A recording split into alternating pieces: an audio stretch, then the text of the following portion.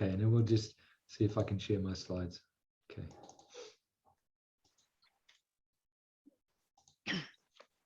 Okay, well, let's start. I mean, hold on a sec. Yeah. No, I'm sorry. I've just got to. Are we an hour? Are we an hour? Okay. All right. Let's we'll make a start today. I wanted to talk about CPAP, and the reason for that is because I had some questions from some of the paediatricians and some of the trainees to try to explain CPAP, and I think it's useful to spend just some time trying to explain it, because I think increasingly we are starting to use CPAP in the management of patients, whether they're COVID or not COVID, whether they're neonates or older children. I'll just let a couple more people in. I'll just wait a moment till they come in.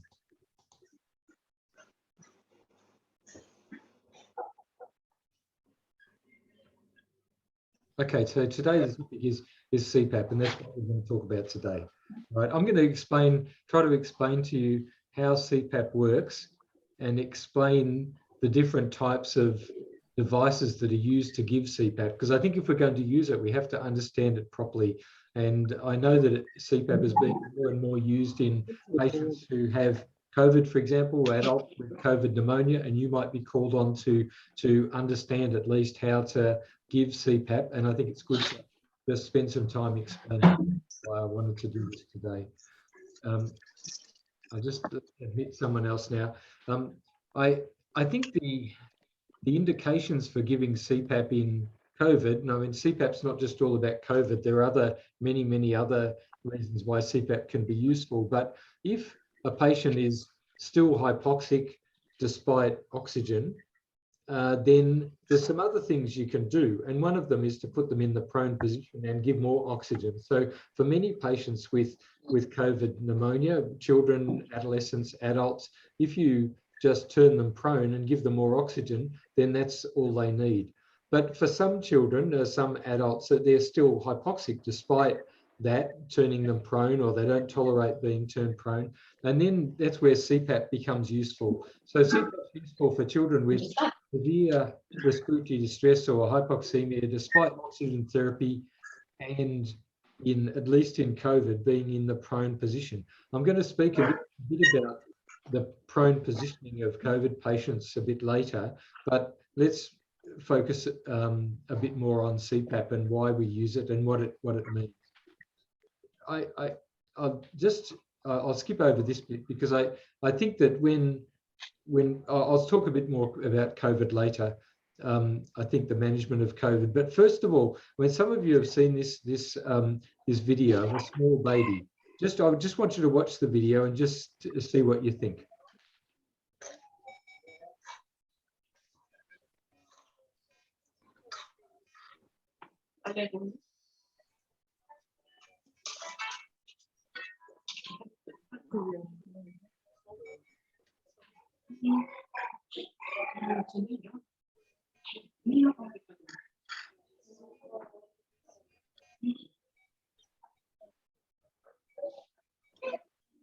Okay, so you saw that the baby was awake and distressed to start with, and then fell asleep, and you could see what the oxygen saturations was. Can anyone tell me what they were?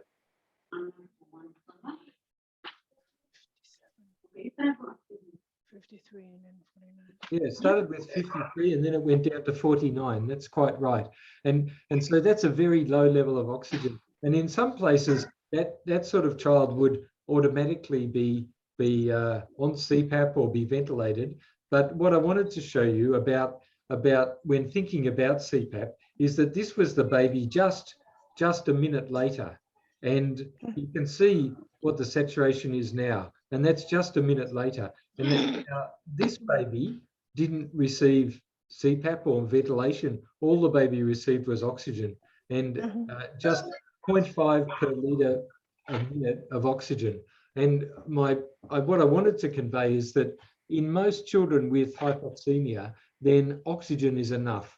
So when people try to give other forms of therapy like mechanical ventilation and CPAP, sometimes that's overdoing it. It's unnecessary.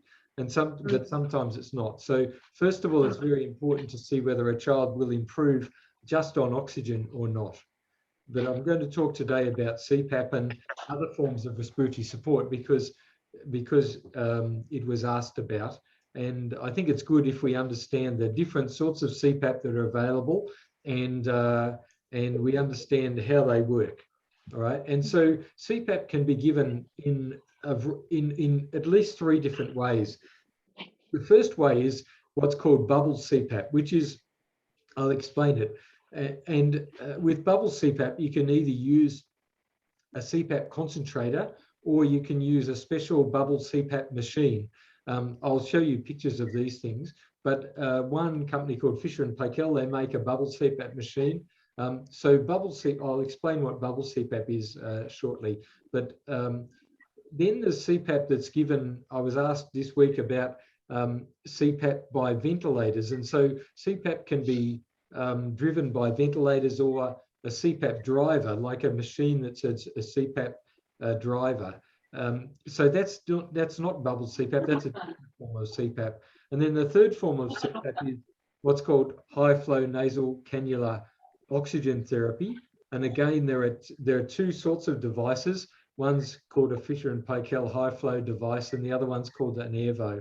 Now, you might not have seen many of these things. You've probably seen some of them, but I think it's important that we understand the different ways in which CPAP can be given. And I wanted to explain what CPAP actually is.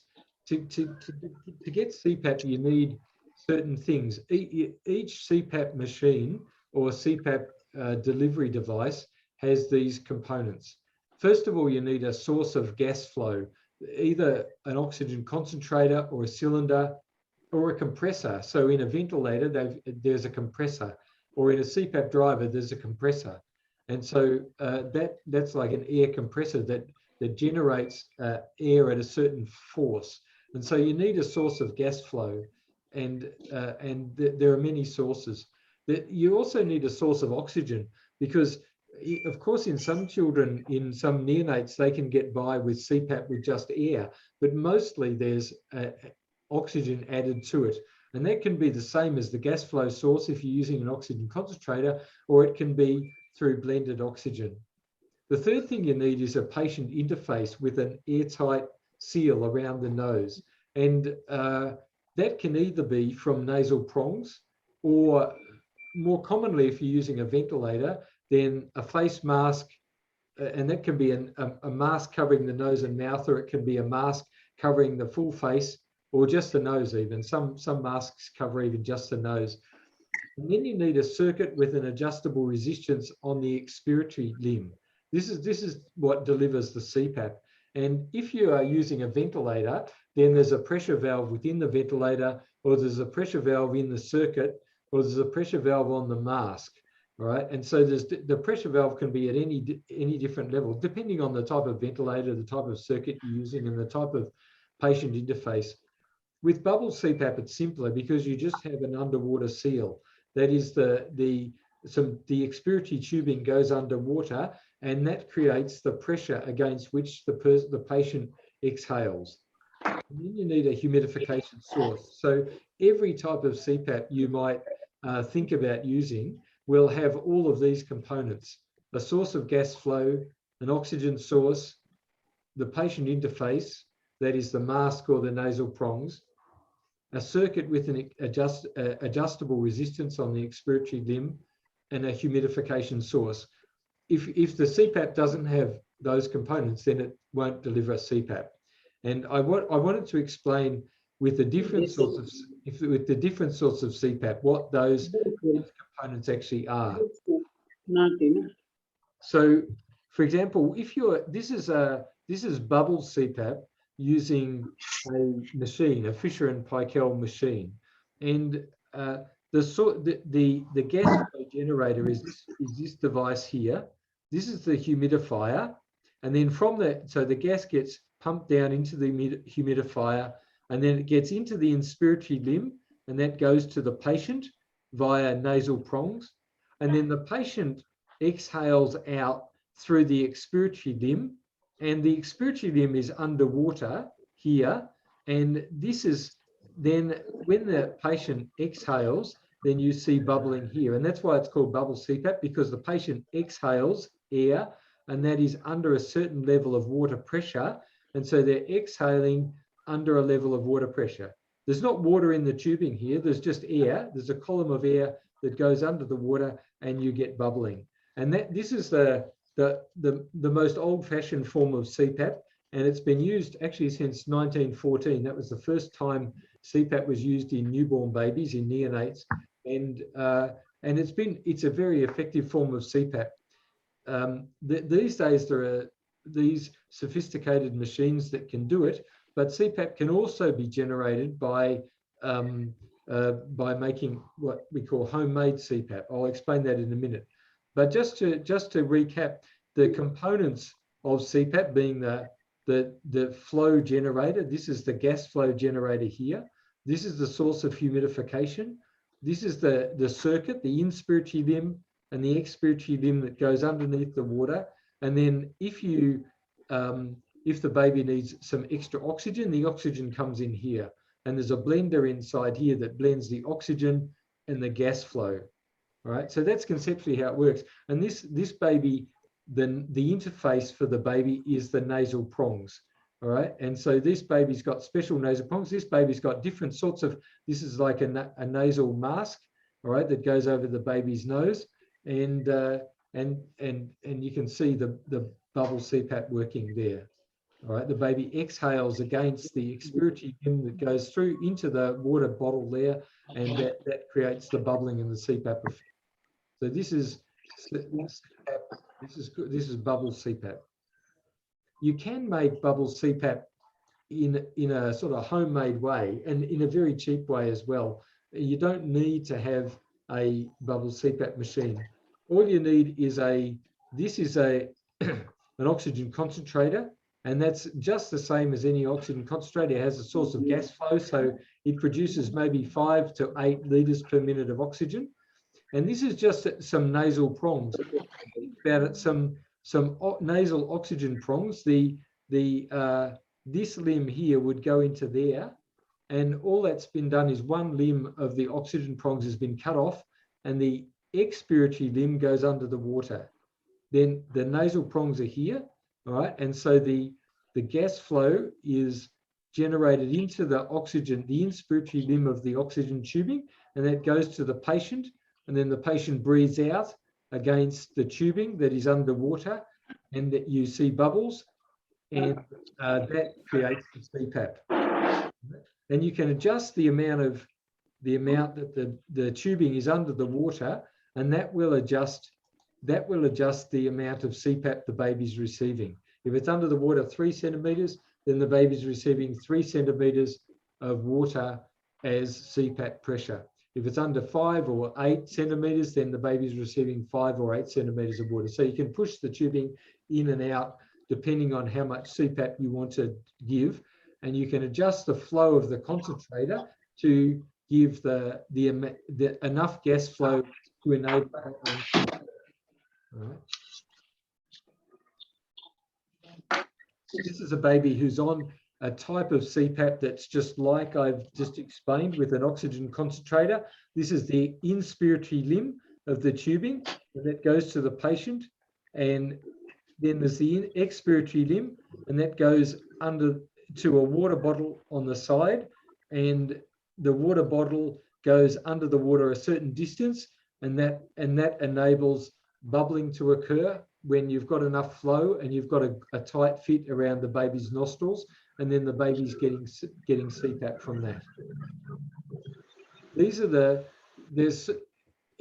nasal prongs you can use can be either cut down oxygen tubing, which are quite easy to use, and they're easy to make, and they're cheap, or you can use these soft Optiflow nasal prongs, and they're a little bit harder to get.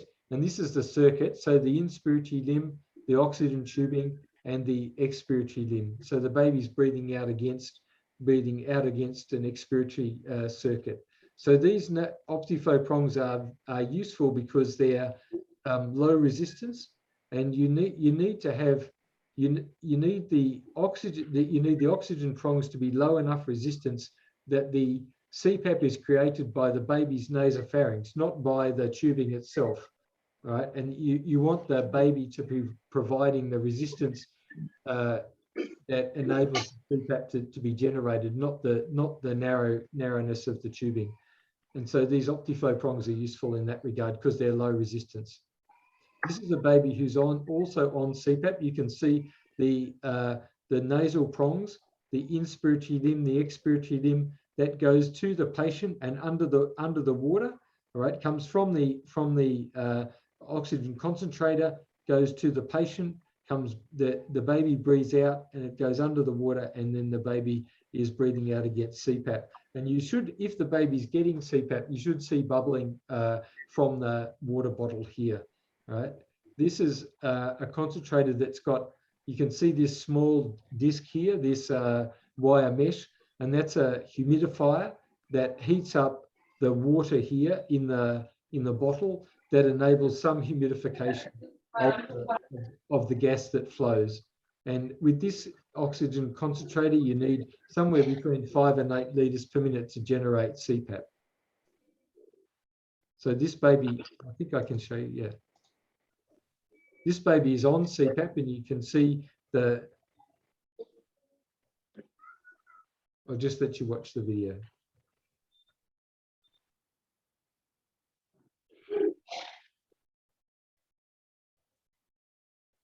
You can see the gas going through the humidifier. That's not the bubbling aspect of it, but this is the bubbling here. You can also see bubbles coming up the underwater seal of the expiratory limb. All right, this is just the humidifier, but the other one, the expiratory limb, is where the bubbling happens from. And you can see the baby's degree of respiratory distress, which is much better on CPAP than what it was when he was just on oxygen.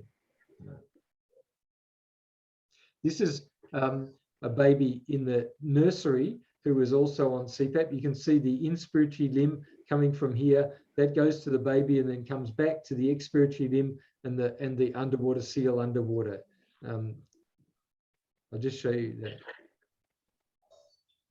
Again, the concentrator, the inspiratory limb comes to the baby, and then the expiratory limb comes to the underwater seal under there, and the baby's receiving CPAP through these nasal prongs.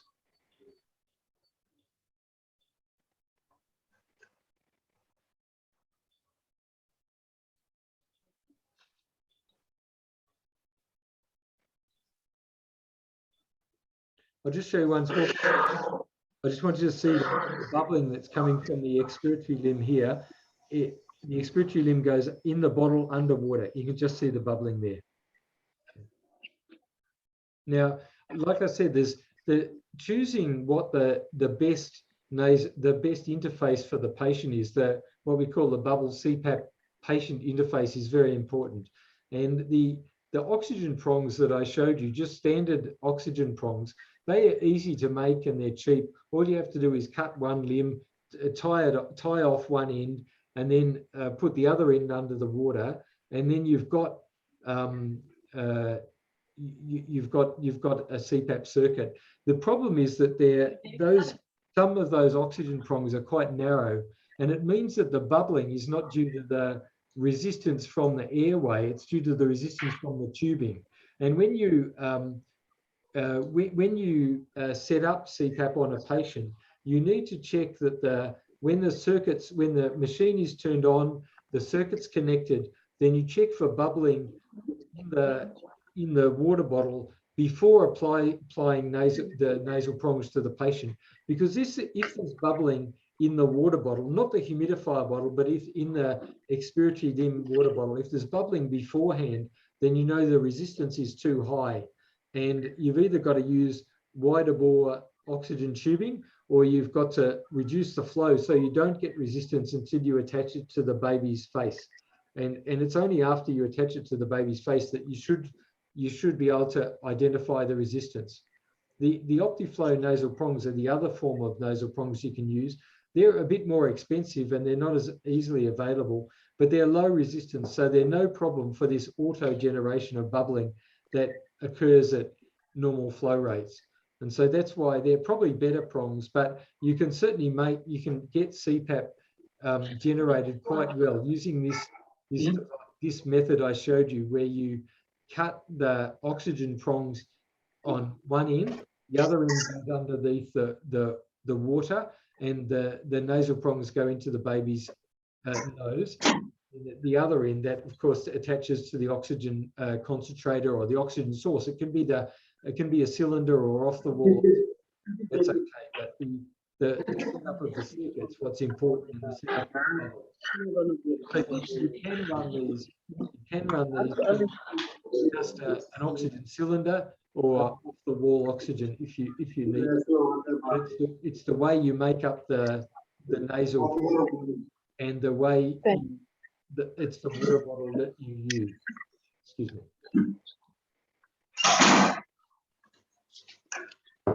Okay. There are some complications of CPAP. Just like everything we do, there are some complications. And some babies, they can get pressure areas on their nose. I mean, it depends on the nasal interface. If you're using just normal oxygen tubing, then that's really rare. Or if you're using the Optiflow prongs, that's even less common. But if you're using a tight-fitting mask, then sometimes children can get pressure areas on their face if they have to be on CPAP all the time. If you're using very high flow rates, then children can get gastric distension, and you can prevent that by just using a nasogastric tube. So all children with on CPAP should have a nasogastric tube in. Pneumothoraces do sometimes occur, but they're very rare actually, and they're very rare as long as you excuse me. I'll just let someone in. They're rare, but you need to be alert to at-risk children. So children who've got, for example, staphylococcal pneumonia with pneumatoceles, or children who've got pneumocystis carinii pneumonia, they're more prone to air leak. And children who've got asthma, they're a bit more prone to air leak. So in those children, I always try to keep the CPAP level fairly low and just watch out for pneumothoraces, or just give them standard flow oxygen and don't give them CPAP. Remember that oxygen is, you should always try oxygen and see if that works before the threshold's reached to give CPAP. Now, so look, I'll just go back again to the components of CPAP. So I'm going to talk again about CPAP. I've talked about Bubble-CPAP, but I wanted to explain about ventilator CPAP, because I know that some of the hospitals now have ventilators or CPAP drivers, and increasingly it's important that at least we understand how those things work. Now, remember I said there's 5 components of CPAP. Every device, whether it's a Bubble-CPAP circuit or no matter what it is, it has each of these 5 components. And it's important that we understand what these components are in any given machine, whether it's a ventilator, a CPAP driver, or a Bubble-CPAP circuit, a Bubble-CPAP machine. And so let's talk about ventilators, because I know some of you have got ventilators that give CPAP. And so the first thing is to understand what the source of gas flow is. Now, like I said, in a ventilator or a CPAP driver, the source of gas flow is the compressor that's inside the CPAP machine. And that generates the gas flow. Now, it might or might not generate oxygen as well. Usually what you have to do is plumb oxygen into the ventilator.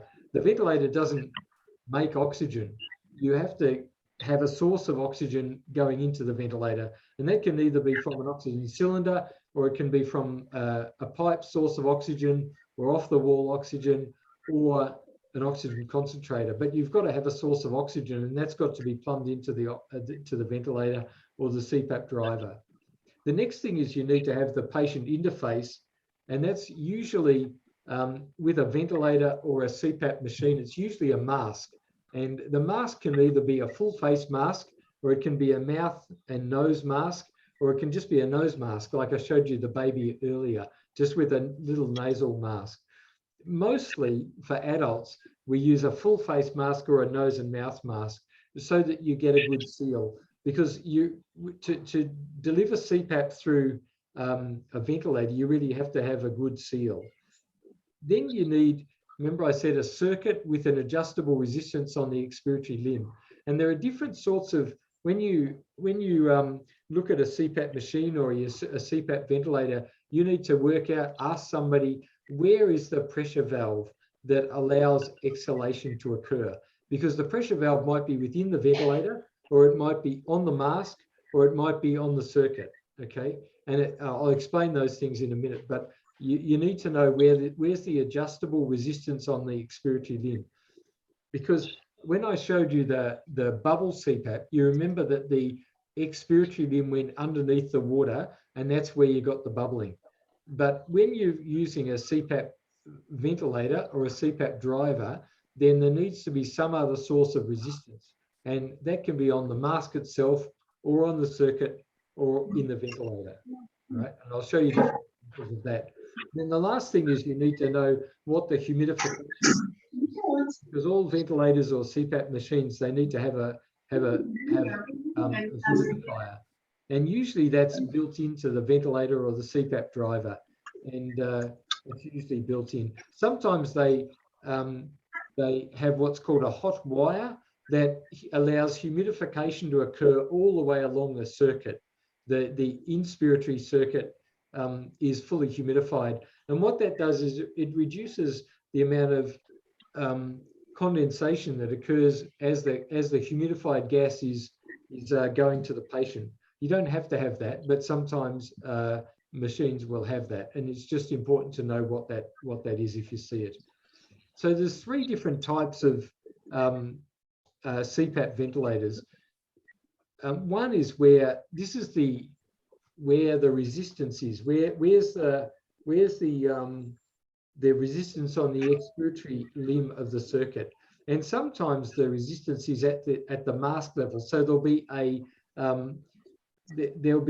a level of resistance at the mask. So what's called a vented mask. So there's a resistance valve somewhere in the mask that opens up once the patient exhales to a certain pressure, and then you have a tight fitting mask, but there's a valve on the mask, and there's no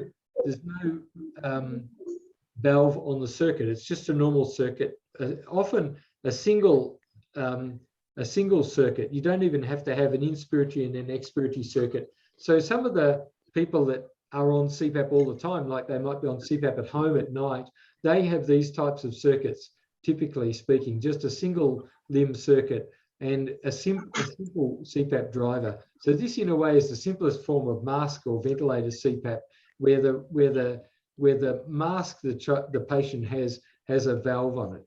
The second type is where there's a valve in the circuit. So there's a tight fitting mask.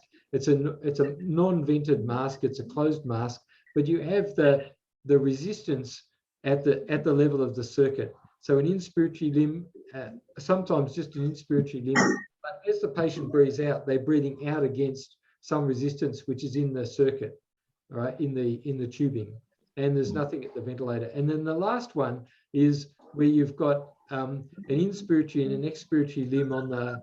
Hang on, I'll just try to move this. An inspiratory and an expiratory limb on the ventilator circuit, and the resistance, the venting of the expiratory limb is actually within the ventilator. So a tight fitting mask and an inspiratory limb and an expiratory limb, and there's a resistance valve within the ventilator.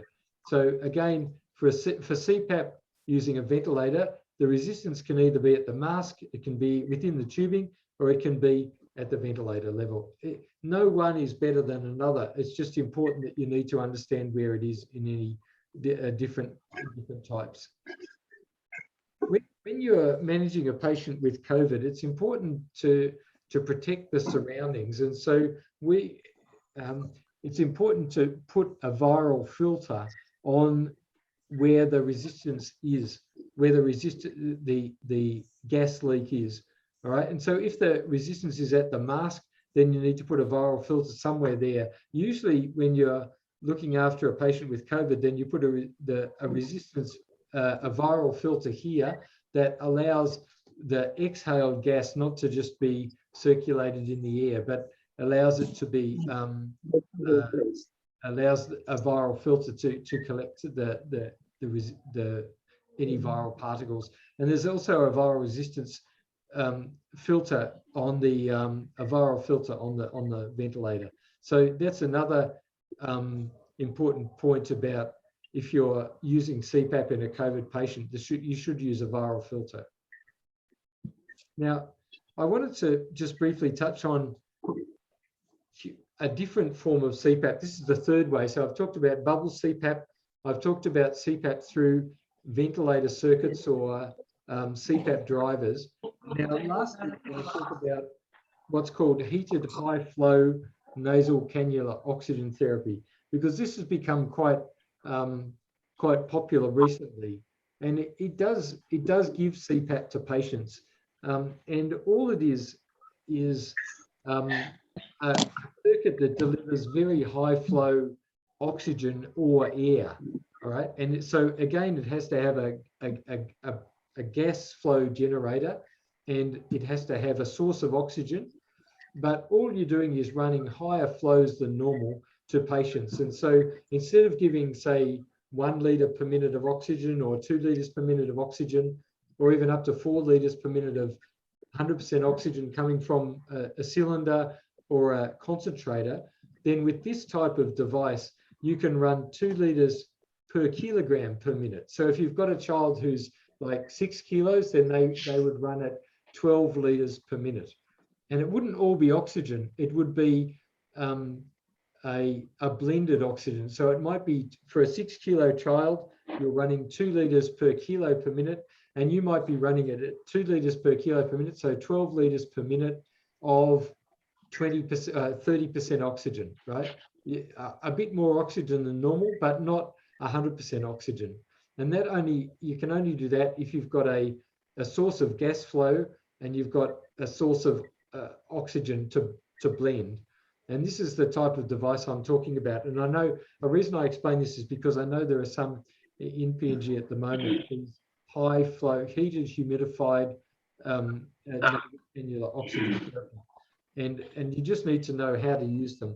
So they run at 2 litres per kilogram per minute. That's the way we run it, up to 10 kilos. And then after that, for every kilogram thereafter, then you run it at 0.5, an extra 0.5 litres per kilo per minute. So it mostly runs at not much more than 20 litres per minute, but that's for a 10 kilo child. So if you're only 3 kilos, then it's 6 litres per kilo per minute. If you're 4 kilos, then it's 8 litres per kilo, 8 litres per minute.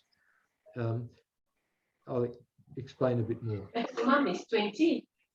Wait. The maximum is usually 20 for a 10 kilo child. But if you've got a child who's 15 kilograms, then you run it at 2 litres per kilo per minute for the first 10 kilos. So that's 20 litres per minute. And then 0.5 litres per kilo per minute for the next 5 kilos, right? So that's 2.5 litres. So it's really only running at 22.5. That's the way you should do it. So 22.5 or 22 litres per minute, right? These circuits have to be humidified too. And so this is the heated, humidified, high flow circuit. And it has to be properly humidified at 37 degrees, just like a CPAP machine of any sort. There has to be humidification. Otherwise, you're just running really cold, dry air into the patient, and that dries out their secretions and makes them really thick and causes them to have some nasal mucosal drying and sometimes some ulceration or bleeding. We use blended oxygen, so you're not using 100% oxygen. That can be high flow 100% oxygen can be dangerous, because if you're running at very high flows, sometimes you'll always fix up their hypoxemia, but sometimes they go into type 2 respiratory failure, like hypercarbic respiratory failure. But if that won't occur. It won't occur if you're reducing your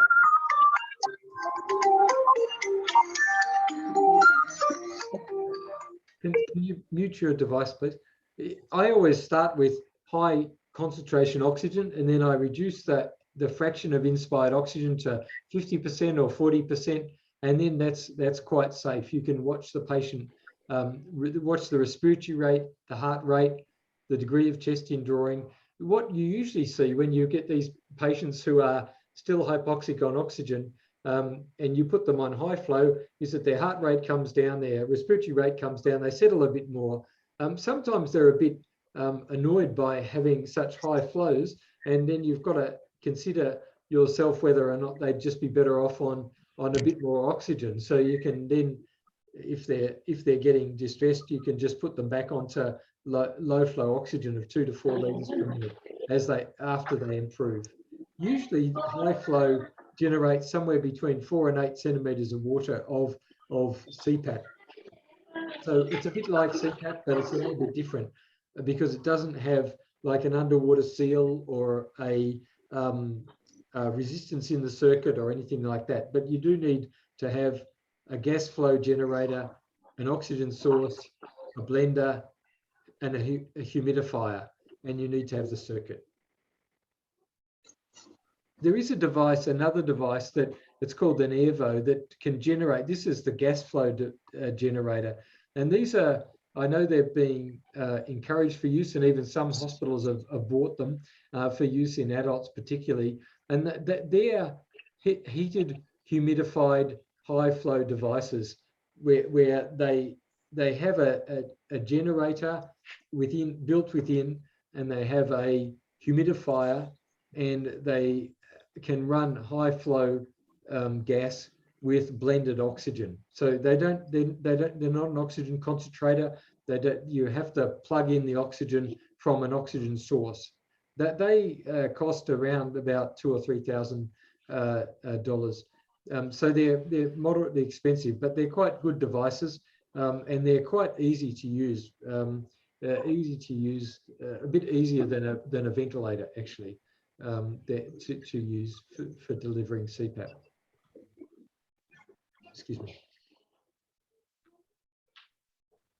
When you're monitoring patients on CPAP, it's really important that there's very close monitoring, and there should be no less than 1 to 4 nursing patient ratio. That is, one nurse shouldn't have to look after more than 4 patients who are on CPAP or who are severely unwell. If you don't have enough nursing staff to manage that, then you shouldn't be using CPAP. It's very important to have 1 to 2 or 1 to 4 nurse-patient ratios. I think it's very useful to have criteria and have a objective criteria for assessing a patient who's on CPAP. And I use this type of respiratory distress score. And you can look at there's 5 different parameters. One is the degree of hypoxemia. One is the degree of chest indrawing. One is the respiratory sounds. One is the respiratory rate, and one is the heart rate. And in a patient who's got very mild respiratory distress, then they'll have just mild hypoxemia or not at all. They'll have no or minimal chest indrawing. They'll have good air entry, and they'll have a respiratory rate that's within the normal range, and they'll have a heart rate that's within the normal range. A child with moderate respiratory distress will have moderate hypoxemia, moderate degree of chest indrawing, often reduced air entry with crepitations and wheezes, a high respiratory rate, and a high heart rate. And for those children with severe respiratory distress, they'll have a low oxygen saturation, more marked chest indrawing and tracheal tug. They'll have lots of crepitations or wheezes when you listen to their chest, and they'll have a respiratory rate that's very much higher than normal, and often severe tachycardia. And if you monitor patients like that, you score them on each of these 5 variables, and then you add up the score. They might score 1 for this, 2 for that, 1 for this, 1 for that, and maybe their heart rate's low, so they score 0 for that. Then you add up all the scores, then you get a good understanding of whether or not a patient's improving or not improving. And I think if we're going to be using in a high dependency environment, if we are looking after critically ill children, we have to have mechanisms for proper monitoring of them. And I think something like a respiratory distress score we should all use.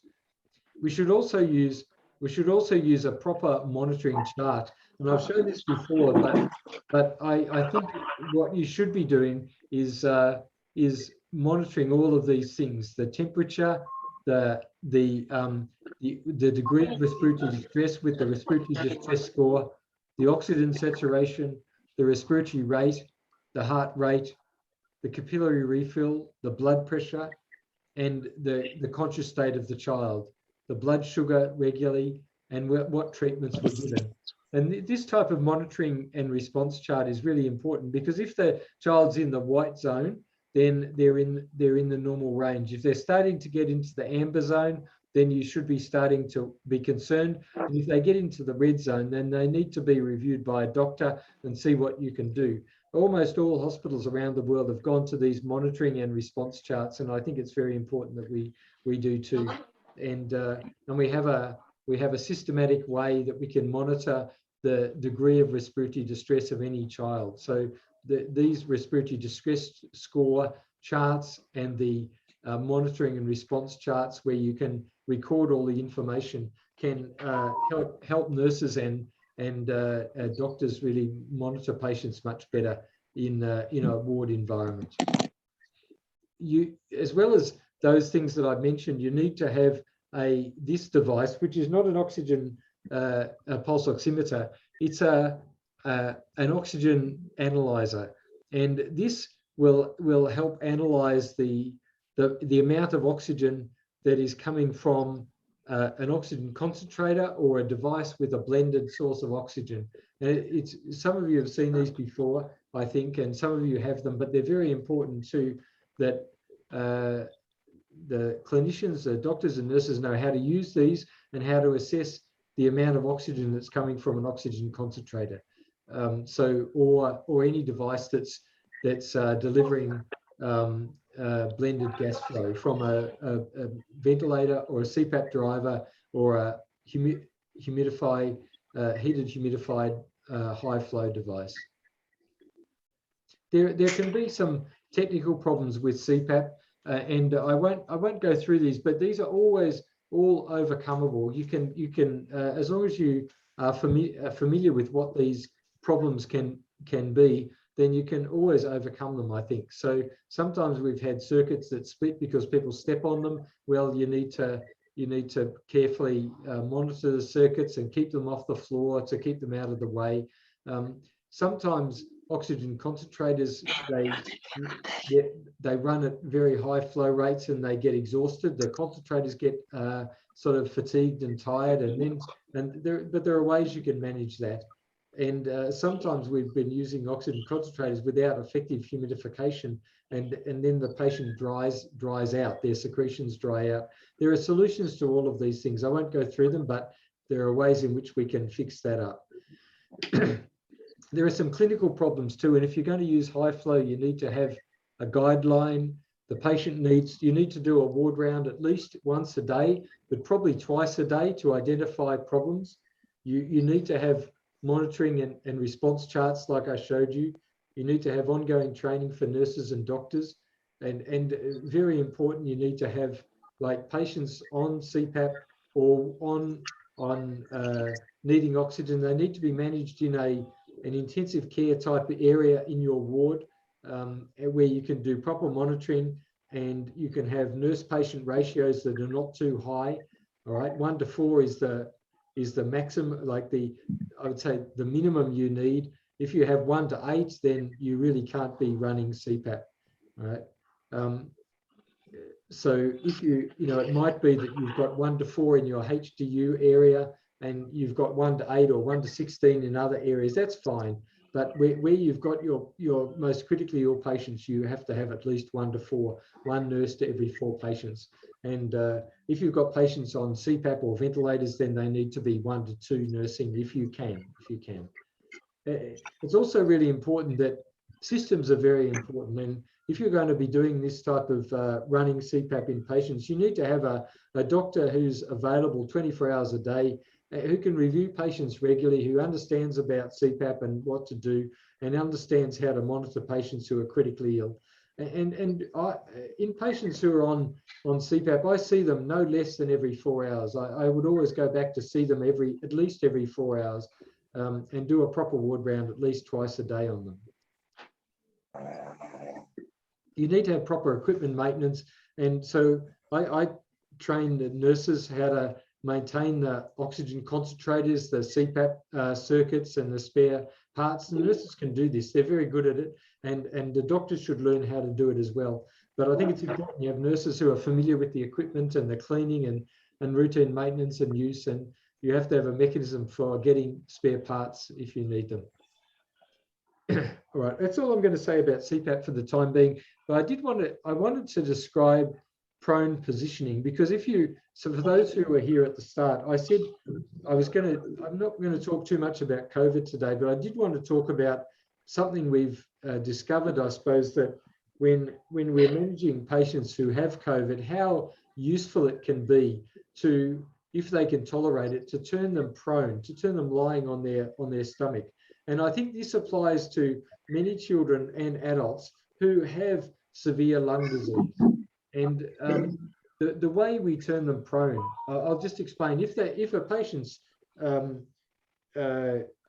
hypoxic with respiratory distress, then put them on oxygen, as we normally do. If they're still hypoxic, then think about whether or not they might be better with more oxygen, a bit more oxygen, or with in the prone position. And these days, for many patients who have COVID pneumonia, then we nurse them prone if they can tolerate it. Mostly they can. And for many older children and adolescents, they feel as comfortable lying prone as what they do lying supine. For younger children, they don't tolerate it very well. But you can, you need to explain to the patient what, that you want them to lie face down or tummy down, chest down, and their back up, and help them move into that position. Have their oxygen on, have a pillow under their head and a larger pillow under their torso, so that their torso and their back is higher. Have their knees flexed, and have a pillow or rolled up towel under their feet for comfort. You allow them to be in a very comfortable position, but have them prone with their back up, and you do all the monitoring that I mentioned before. This doesn't work very well in young children. It only works in adolescents and young adults. Some older children of 8 or 10 I've done it on, but it can be very useful in improving their oxygen levels if just using oxygen alone, or using high flow, or using CPAP doesn't work. So if a patient's just needing, like the child I showed you to start with, if all they need is oxygen, then you don't need to do anything else. That's all. But if they're still hypoxic despite oxygen, then this can be a useful thing, either CPAP or high flow, or turning them prone. And this is what happens. This is a child who has quite bad COVID-related lung disease, and you can see the opacities in the child's lungs. And the reason why turning the child prone can help is because when you've got severe pneumonia, this is a cross-sectional CT scan of a patient who's got COVID pneumonia, but it could be any sort of pneumonia. And you can see that most of the consolidation is posteriorly. It's mostly posterior, and it's in what we call the dependent sections of the lung. So you can't tell that by looking at the X-ray. It looks just hazy opacity. But when you do a CT scan, you can see that most of the consolidation is in what we call dependent areas of the lung. You don't need to do a CT scan to do this type of thing. In most of our patients who have bad pneumonia, consolidation pneumonia, most of the disease is posterior. And especially if they're older children, not so much in young babies, and certainly not in babies with bronchiolitis, but older children with pneumonia, whether it's from TB or whether it's from COVID or whether it's from pneumococcus. Often it's dependent, it's posterior. And when you turn a patient prone, then this is their back is now up instead of their back being down. Their heart was up. This is the heart was up, lying supine. The problem is that if you nurse patients only supine, just supine, then these areas never really open up. They stay consolidated and collapsed. But if you turn the patient prone for a while, then their back is up, and what happens is the gas flow preferentially goes into these areas and can help to reinflate these areas that are dependent posteriorly, and it can improve oxygenation, and it can improve the way these patients' lungs open up. It's not a magical therapy, but I think it's during COVID, we've learned a lot about the options of managing patients who have bad lung disease. And I just want to convey, there are lots of options besides putting a patient on a ventilator. There are a lot of options that are just much more gentle and much more simple to do. And they can be using oxygen and a bit more oxygen, and using Bubble-CPAP, or turning the patient prone, or a combination of those things.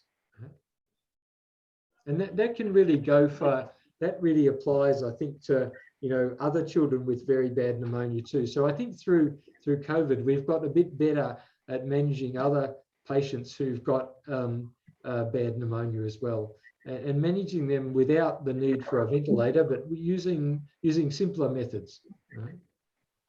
Okay, so during the week, I was asked about,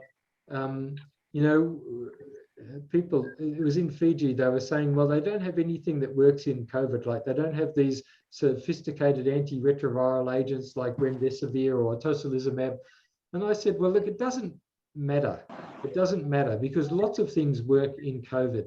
And I think it's important for us to think about not the things we don't have, but the things we do have, all right? Because there's lots of things that work really well in COVID, in bad COVID pneumonia. And its oxygen works very well. It's the most important therapy. Dexamethasone or prednisolone works well. Giving antibiotics if they've got secondary bacterial infection, that works. Being restrictive about patients' fluids, really important.